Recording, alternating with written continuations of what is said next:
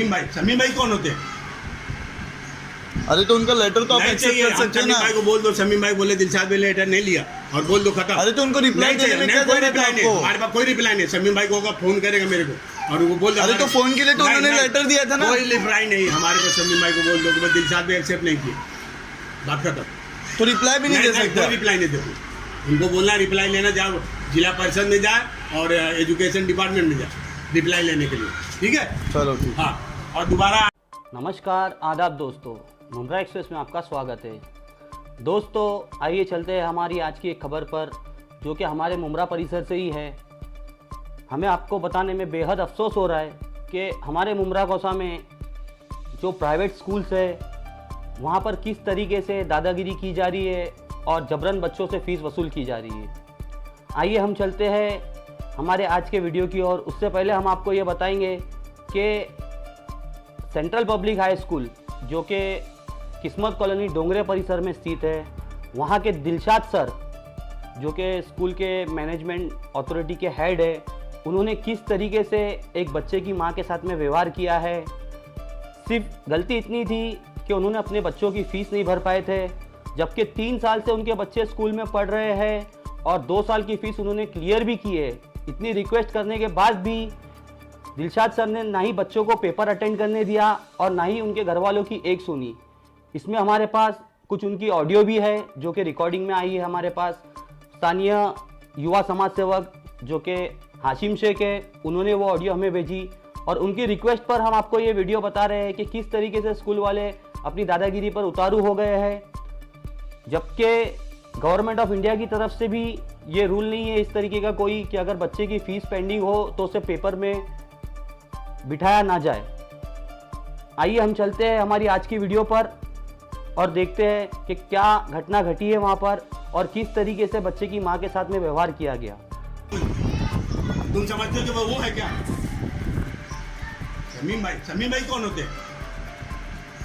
अरे तो उनका लेटर तो आप नहीं एक्सेप्ट चाहिए, कर सकते हैं शमीम ना। भाई को बोल दो, शमीम भाई बोले दिलशाद भाई लेटर नहीं लिया और बोल दो खत्म। अरे तो उनको रिप्लाई नहीं देने चाहिए, में नहीं, क्या कोई जरूरत है रिप्लाई नहीं, आपको? हमारे पास कोई रिप्लाई नहीं। शमीम भाई को होगा फोन करेगा मेरे को और वो बोल दो। अरे तो फोन के लिए तो उन्होंने लेटर दिया था ना। कोई रिप्लाई नहीं हमारे पास। शमीम भाई को बोल दो कि मैं दिलशाद भाई एक्सेप्ट नहीं किया, बात खत्म। तो रिप्लाई भी नहीं दे कोई सकते। रिप्लाई नहीं देते। उनको बोलना रिप्लाई लेना, जाओ जिला परिषद में जाए और एजुकेशन डिपार्टमेंट में जाए रिप्लाई लेने के लिए, ठीक है? चलो ठीक। हाँ, और दोबारा तो आज हम आए सेंट्रल पब्लिक स्कूल के पास।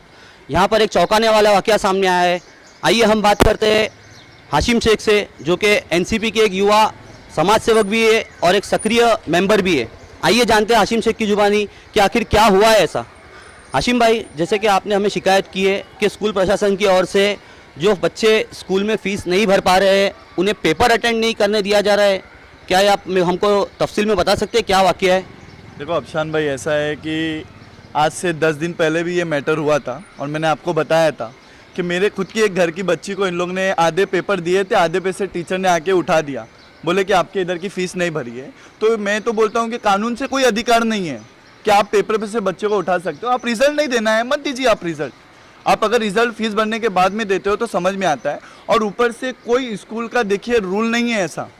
आप अगर बोलते हो हमको इन लोग सर ने बोला कि हमारा रूल है हम पेपर में नहीं बिठाएंगे, तो ऐसा कोई रूल नहीं होता है। कोई गरीब के लिए अगर किसी के पास नहीं है, आज वो जो औरत का जो मैटर हुआ है, उनके हाथ का ऑपरेशन है, वो बेचारी यहाँ वहाँ कोशिश करके वो बोली है कि मैं 2 महीने का मुझे टाइम दो, मैं फ़ीस भर के देती हूँ। लेकिन वो बोलता है हमारा कोई रूल नहीं है और उसने बच्चे को उसने पेपर में नहीं दिया और वो लेडीज से उसने इतनी आड़ी टेढ़ी बात किया, सीधा बोलता है जिसको लेके आना है लेके आना। तो ये कोई रूल नहीं होता है, कितनी भी बड़ी स्कूल हो, कितनी भी बड़ी कॉलेज हो। और पहली बात तो बोलने का मैटर ये है कि अगर चलो मेरा छोड़ के वो एक बेचारी जिनके 3-4 बच्चे, वो एक चक्की वाली है, उनका कितना रहेगा? 1 किलो पे उनको 5 रुपया गेहूं का वो है पिसाई है, वो कितनी मेहनत करेगी और कितना भरेंगी? तो थोड़ा बहुत तो इनको होना चाहिए। और ये तीसरा चौथा ऐसा केसेस है, हम लोग बहुत एरिया के करके हमने बहुत समझे, लेकिन अभी समझ के बाहर हो गया और इनकी दादागिरी भी बहुत हो गई है।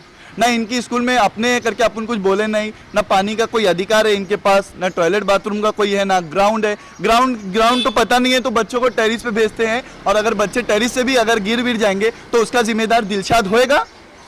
आप मेरे को बताइए। आइए हम जानते हैं उन लेडी से जिनके बच्चों को पेपर नहीं दिया गया।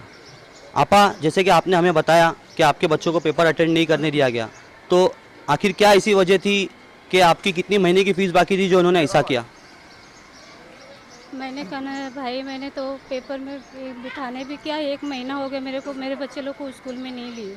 और मैं मैडम से बात करना भी चाहती थी, मेरे से मैडम से बात ही नहीं कराने दिए लोग। और मैं मैडम से खाली बस 2 महीने की मोहलत मांग रही थी कि 2 महीने में मैं जितनी फीस है ना मैं पूरी क्लियर कर दूँगी। बाकी वो मुझे मैडम से भी बात नहीं करने दे रहे। ये जो इधर फीस काउंट पे बैठते हैं वो मुझे मैडम से नहीं मिलने देते। वो क्या बोलते हैं कि पहले मुझे जो है बात है वो मुझे बताओ, मेरे को करने का। अरे तुमको क्या करना है, तुम मालिक हो, मैडम हो कि क्या हो तुम?